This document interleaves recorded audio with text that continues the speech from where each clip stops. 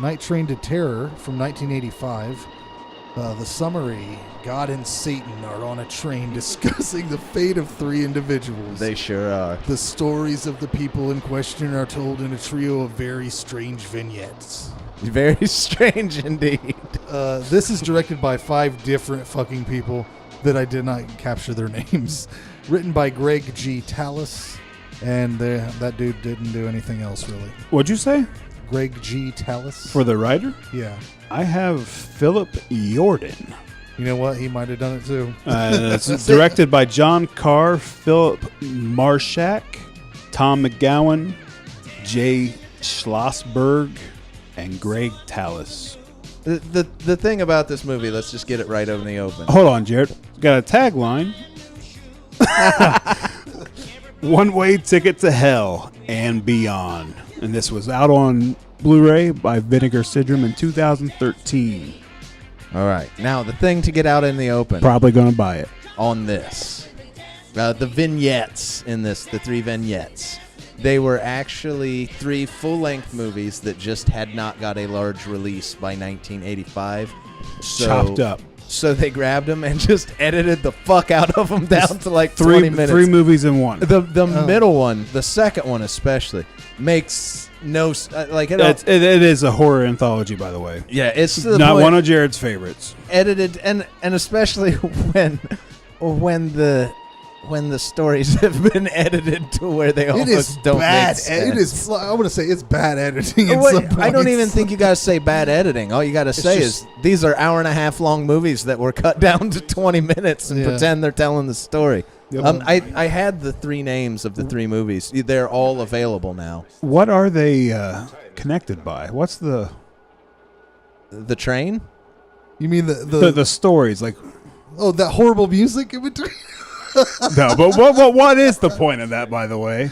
Oh God! Was it just because they knew a band and just the 3 stories? Let's work it. The in. 3 The movies song were is never bad. connected. No, I mean, what are they using? It's just a conversation Yes, on the it's train. a conversation That's the only thing between they have God in and common. devil, talking about morality and Yeah. whose side is better-ish. Yeah. And there's Who's- also who gets the soul? Who gets the soul? They're fighting.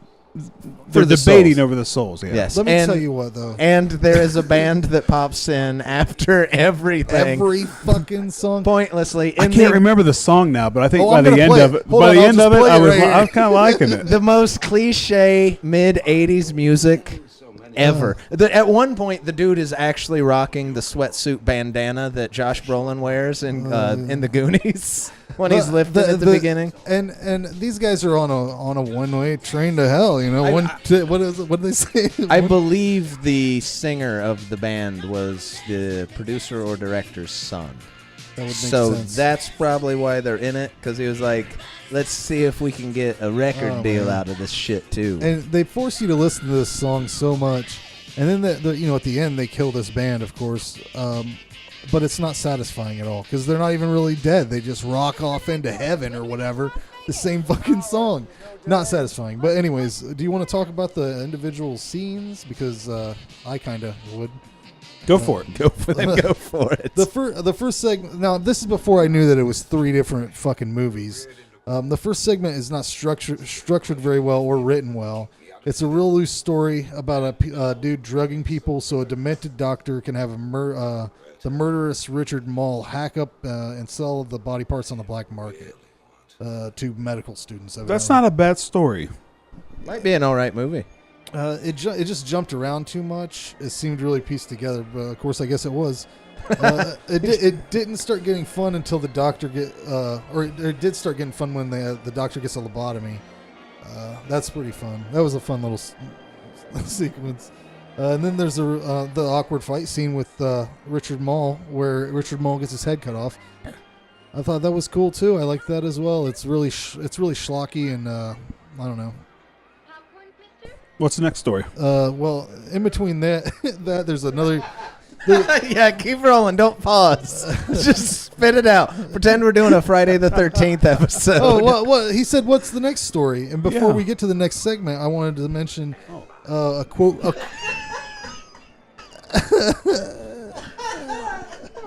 Are you all right? What's all right? I'm good. God and Satan have another discussion in between here, and of course there's more shitty music. But God says, this is a quote, Jared. It's a quote from God, goddammit. Don't let me stop you. Get through this. I can love and cry at the same time. I saw that line and said, now I get why Frank picked Cargo. But the next segment is about a man who falls in love with a woman he sees in a stag movie.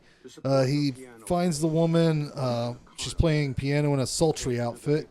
And there's a lot of fucked up editing in here that makes me have to piece this story together in my head. They quickly fall in love. It just jumps right to that. They're in love, and they get lured into a death cult by a man who is responsible for her like smut films, I guess. And they play a weird game with a poisonous beetle. Russian roulette of a bunch of different ways to die. But the first one's a stop motion bug that some of the claymation in this was straight up awful. Yeah, the beetle was bad. But some of it worked, I think.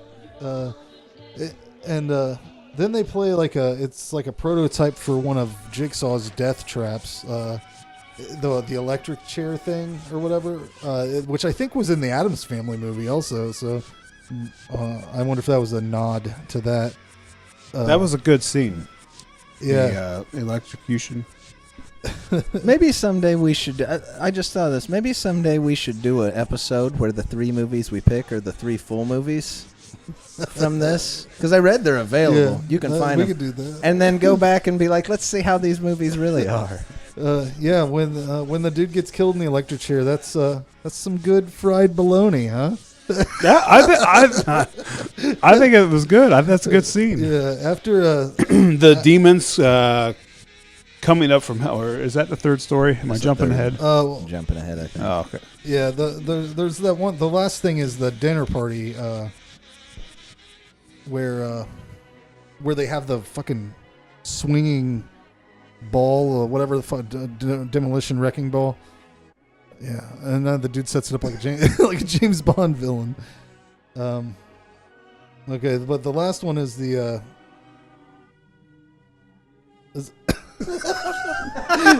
What's going on? I feel like I'm barreling through, but keep it going. The last segment is the gothic Nazi nightmares of Richard Mole.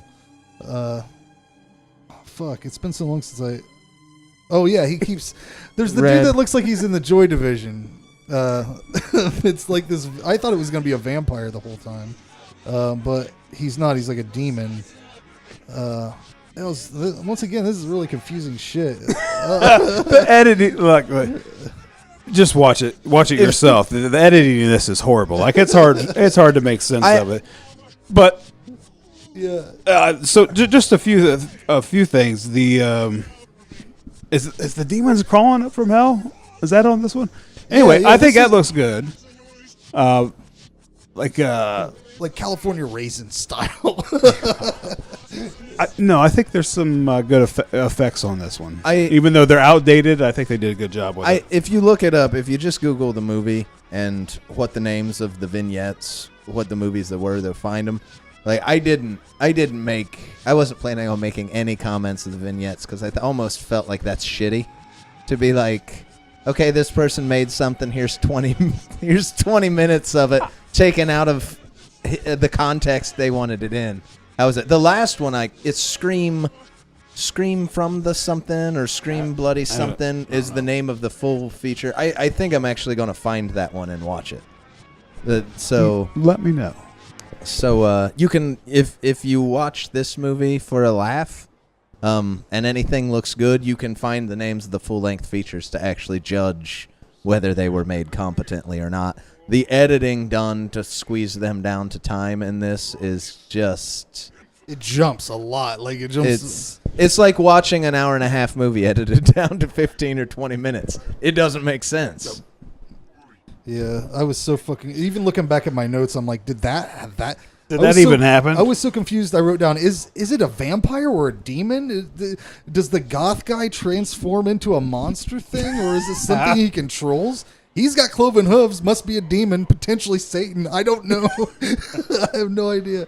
I gave this movie a 4 out of 10. I was just like, I thought you guys was going to like this more than what you did. Well, mainly they should have made me enjoy the band that they made me watch so much. Like, just die a little bit. It should have been enjoyable a little bit. You don't get shocked on here too very often. I'm shocked on this. Go ahead, Jerry. Give it your rating. 4. Wow.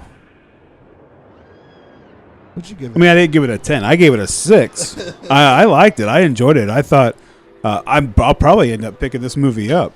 I'll watch it it's again. just I'm going to watch it again. Don't get me wrong. Like, it is a mess, but it's just so different. I enjoyed it. Yeah, I can see like, I think if I was with a group of people and we were laughing at all the ridiculousness, but after finding out that it was full length edited down, the second one too, the second and third ones, I'm actually interested in finding. Yeah, I'd watch movie. Which the thing I found that was talking about them said they're not hard to find anymore. So I might go actually watch those, but it watches like what it is, a movie that took a bunch of movies and just edited some parts out and then put God and the devil on a train headed to kill everybody. It's weird. It works. I like it. I don't know. It is mid 80s at a time when you could do anything horror, put a bloody dagger on the cover and sell it. Since we don't, and that's what it is. Since we don't live in a time really where you can just turn the TV on and there's some weird shit on, like this seems like something you would be like flipping through on a Sunday evening and just what the fuck is this? Oh, all right. It could be, especially if you didn't live through the time or really like. I was too young during the 80s, but in the 90s caught a lot of the extra 80s stuff. But if you haven't really immersed yourself in the 80s, this is actually a really good example to see how ridiculous the horror craze got. Like, you could just do anything and someone would put it out.